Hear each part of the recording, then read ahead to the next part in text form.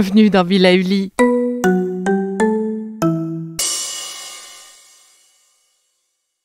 Pour vous approprier les différents exercices et nouvelles habitudes, nous vous conseillons d'entamer le changement en douceur, accompagné de nos experts.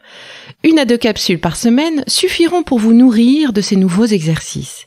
Ainsi, vous vous laisserez le temps de les écouter, de les mettre en pratique, de les intégrer dans votre nouveau quotidien. Car pour s'installer, le changement se travaille. Et Rome ne s'est pas construite en un jour. Yes, ça fait 3 jours. Enfin non, 4 avec aujourd'hui. Vous aussi, vous sentez l'appel de la cigarette ou de la vapoteuse ? Bon, alors au risque d'enfoncer une porte ouverte, si fumer ne diminue pas le stress, arrêtez non plus.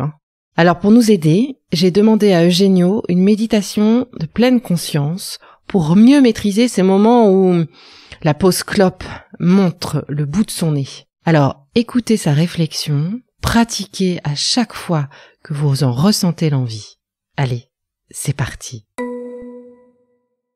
Comment pouvons-nous au mieux gérer l'appel de la cigarette ou de la vapoteuse ?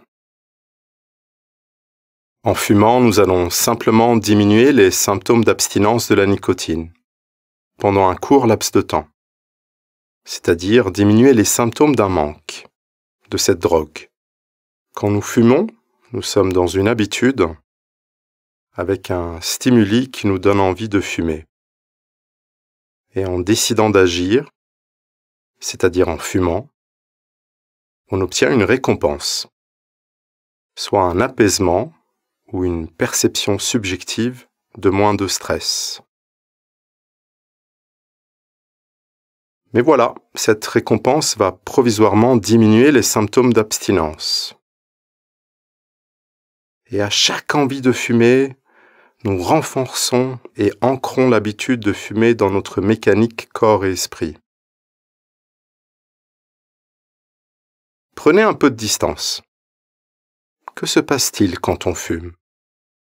Que fait-on très concrètement ?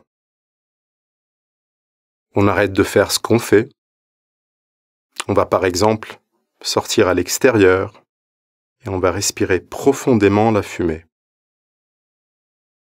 Imaginons maintenant que tout le monde s'arrête de faire ce qu'il fait. Que les personnes sortent respirer profondément pendant quelques instants, pleinement conscients de cette pause de respiration. Eh bien, la méditation, c'est un peu ça. Et ça ressemble, finalement, au fait de fumer ou de vapoter. Les fumeurs ont donc naturellement développé une habitude et une expertise de respiration. Une sorte de pleine conscience du processus de fumer. L'addiction à la fumée ou au vapotage fonctionne comme toutes les addictions, avec un côté compulsif et automatique.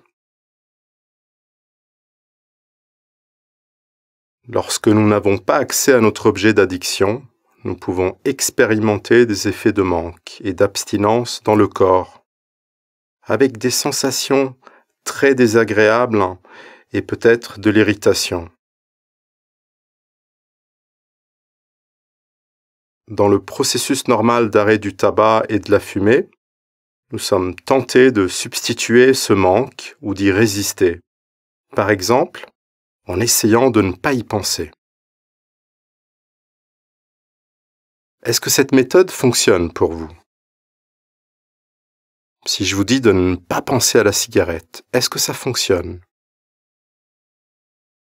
Si je vous dis de ne pas penser à un éléphant rose, qu'est-ce qui vient en premier ? Évidemment, l'éléphant rose. Les stratégies d'évitement ne fonctionnent pas. Imaginez ceci. La prochaine fois que vous êtes en manque, vous pouvez considérer de prendre quelques minutes pour observer cet état de manque simplement, en sachant qu'il va se passer une des 3 choses. On ne va pas s'engager dans cette habitude. On peut s'engager dans cette habitude. Ou sinon, on peut également s'engager différemment dans cette habitude en apprenant à surfer sur son envie. En observant cette envie, nous nous intéressons à sa manifestation dans le corps et dans l'esprit. Il ne s'agit pas de résister ni de remplacer, mais d'ajouter quelque chose à l'habitude. Nous allons ajouter à cette envie la pratique de pleine conscience, avec douceur, et une curiosité sans jugement. Une curiosité à ce processus qui se passe en nous. Voici les 4 étapes dans ce processus d'exploration d'envie, à expérimenter lorsque nous sommes en manque, avec curiosité. Adoptez une posture confortable, par exemple, assis ou assise sur une chaise. Notez comment est votre expérience du manque en ce moment. Prenez quelques respirations profondes et portez votre attention à l'intérieur. Autorisez votre attention à se balader dans votre corps, librement. Notez où se situe l'envie de fumer dans votre corps et la nature des sensations physiques. Notez chaque partie du corps où il y a de l'envie ou du manque et dites-vous mentalement ce que vous êtes en train de vivre. Par exemple, voyons, je note que mon envie se situe dans ma bouche, dans mon nez et dans mon ventre. En deuxième étape, portez votre attention sur la zone du corps où l'envie est la plus forte. Notez les sensations exactes dans cette zone. Par exemple, de la chaleur, du froid, des picotements ou pas de sensation. Est-ce que vos muscles sont tendus ou relâchés? Quel est le volume de la zone concernée? Notez tous ces changements au niveau des sensations. Ok, ma bouche est sèche. Il y a une tension dans mes lèvres et la langue. Je déglutis. En expirant, je peux imaginer l'odeur et les picotements du tabac. Troisième étape. Répétez ce focus avec chaque partie de votre corps où vous ressentez du manque. Portez l'attention aux changements dans les sensations et conscientisez ces changements en les décrivant pour vous-même. Notez comment l'envie va et vient. En quatrième étape, surmontez votre envie en relâchant les tensions à chaque respiration. Méditez ainsi jusqu'à ce que l'envie disparaisse. Beaucoup de personnes, lorsqu'ils pratiquent cette méditation, remarquent qu'après quelques minutes, leur envie de fumer a disparu. Cependant, le but de cet exercice n'est pas de faire disparaître le désir, mais de le ressentir d'une nouvelle manière.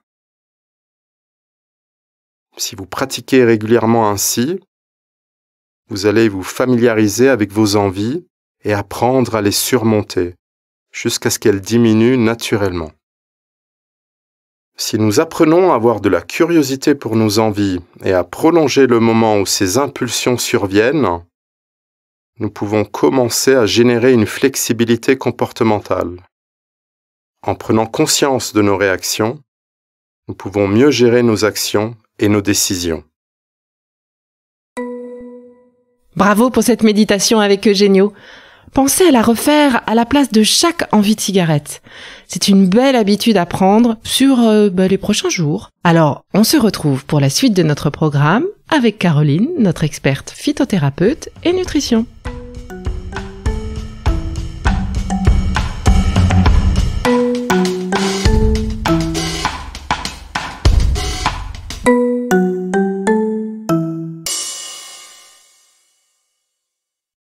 Merci d'avoir écouté cette capsule Be Lively. N'oubliez pas de vous abonner, de partager et de noter ce podcast. À bientôt. Le contenu que vous venez d'écouter n'est pas un dispositif médical et ne peut pas se substituer à l'avis d'un médecin basé sur votre situation personnelle. En cas de doute, consultez votre médecin.